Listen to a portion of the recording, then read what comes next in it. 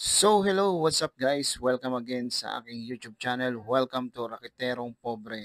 Pag-usapan natin kung gaano nga ba ka-legit itong Simprime Pinas na kung saan is nag-try lang naman tayo mag-invest dito ng 7 days. Ang minimum capital dito guys is 200 pesos. Then may option sila kung pwede ka mag-invest ng mas malaki dito guys. So remember, this is video is not promoting this program kasi unang-una hindi natin alam kung kailan ito mawawala, kailan dito magiging scam or legit nga ba ito or hindi. Invest what can you afford to lose, then be vigilant and do your own research palagi.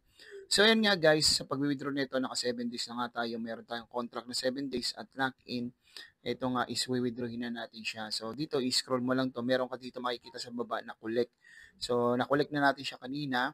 Then, ngayon, pag-collect natin siya, babounce siya dito or magre-reflect siya sa available balance niya. Paano nga ba mag-withdraw dito guys? Dito, scroll mo ulit, i-click mo lang yung withdraw. Click natin withdraw. Then, pag na-click mo yung withdraw guys, meron ditong select available balance. Select available balance natin. Remember guys, yung package earnings, saka referral bonus at winning earnings is magkakaiba po sila ng balance. Hindi sila nag-iisa at pwede mong withdrawin na sabay-sabay. Dito, withdrawin natin yung ating package earning na 260 pesos. I-click natin yan, select. Dito, then select bank. Dito sa select bank, merong GoTime, GCash, BPI, Pay, Maya.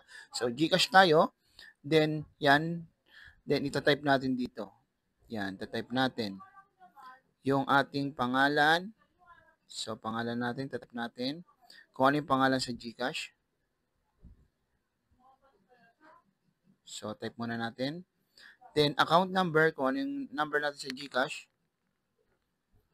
Type din natin.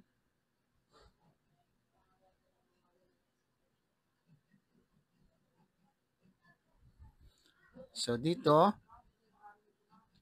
okay, ito may tax siya na 10% doon. Then, bali ang marireceive natin is 234. Ayan guys, remember, double check your name, then GCash number kasi pag nagkamali ka dito, possible na hindi ka na ma-refund kasi ang may problema at kasalanan ay ikaw. Ayan siya guys. Once na double check mo na at tama na siya guys, i-click na natin submit. Submit natin guys. Okay? Ayun guys, ganun lang kadali mag-withdraw dito. Withdrawal request successful. Please wait na lang tayo. Then kung gusto mo makita yung withdrawal na ginawa, mapunta ka dito sa transaction history at silipin mo. Ayan, details, withdrawal, package, ongoing. Intay na lang natin na papasok ito guys kung gaano nga ba kabilis ito or matagal nga ba ito or inaabot to ng minutes, seconds, time, or aabutin pa ito ng 24 hours. I-update natin guys ito kung gaano siya kabilis. Ayan, details, click natin details, yan, para makita mo.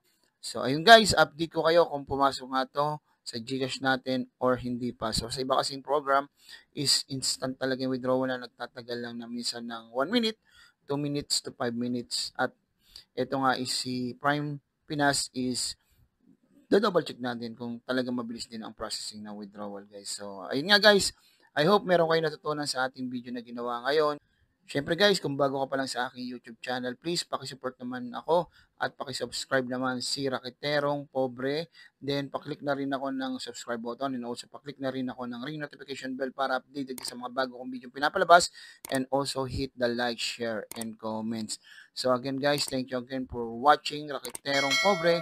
I am sign off now. Update ko na lang kayo regarding dito sa aking withdrawal na ginawa. Thank you.